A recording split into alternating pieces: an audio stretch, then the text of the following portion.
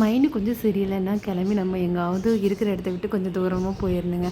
அப்போ தான் கொஞ்சம் மைண்டு நல்லா ஃப்ரீயாக இருக்கும். அந்த பிரச்சனையும் கொஞ்சம் கம்மியாகும். அப்படி நாங்கள் கிளம்பி போன இடம் தான் கோயிலுக்கு தான் போயிட்டுருக்கோம். ஜாலியாக 2 பக்கமும் நல்லா காற்று. இங்கே பாருங்கள், நிழலோட அருமை வெயிலில் தெரியுதுன்னு சொல்லுவாங்க. நல்லா தெரியுதுங்க. இந்த 2 பக்கம் இருக்கிறதுனால அந்த கொஞ்சம் நேரம் ட்ராவலிங்கில் அந்த வெயிலே தெரியல. சரி, ஃபஸ்ட்டு வந்துட்டு நம்ம தாரமங்கலம் ஈஸ்வரன் கோயிலுக்கு போயிடலாம் அப்படின்னு சொல்லிட்டு போயாச்சுங்க. நல்லா பெரிய கோயில். உள்ளெல்லாம் சுற்றி பார்க்கறதுக்கு நிறைய சிற்பங்கள்லாம் இருந்துச்சு.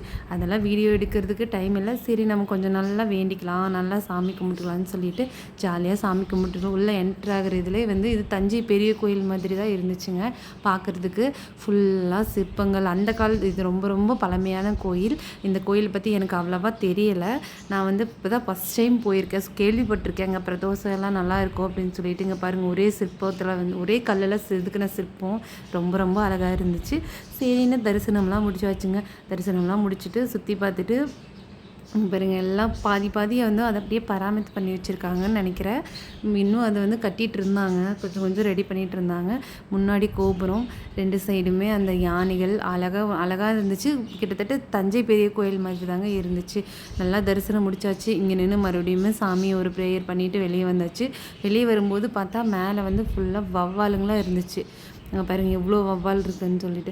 இது வந்து கீழே வரும்போது அரச மரம், அது கூட வந்துட்டு வேப்ப மரம் முளைச்சி அந்த சின்ன மரத்துலேயே வந்துட்டு அந்த பூ வந்துருந்துச்சுங்க. பார்க்குறதுக்கு அவ்வளோ அழகாக இருந்துச்சு. கிட்டத்தட்ட அந்த அரச மரமும் இதுவும் பூ 2 ஒன்றா வந்து பூ பிடிச்சா தான் வந்துட்டு கல்யாணம் பண்ணி வைப்பாங்கன்னு சொல்லுவாங்க. அது பண்ணியும் வச்சுருந்தாங்க. அங்கேருந்து நம்ம அந்த சாமியெல்லாம் கும்பிட்டு நம்ம கிளம்பிட்டோங்க. நெக்ஸ்ட்டு நம்ம போன கோயில் தான் மேச்சேரி பத்திரகாளியம்மன் கோயில். இது வந்து ரொம்ப ரொம்ப ஃபேமஸான ஒரு கோயிலுங்க.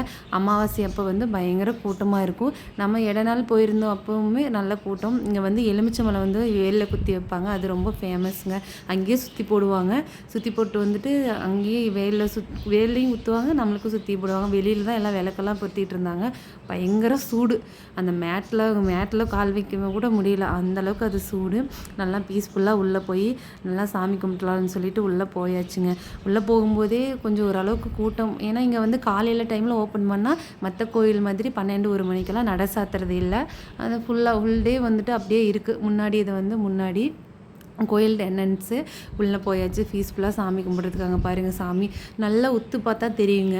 சாமி வந்து அப்படியே அந்த ஃபேஸ் வந்து நல்லா சிரிச்ச முகமாக இருக்கும்.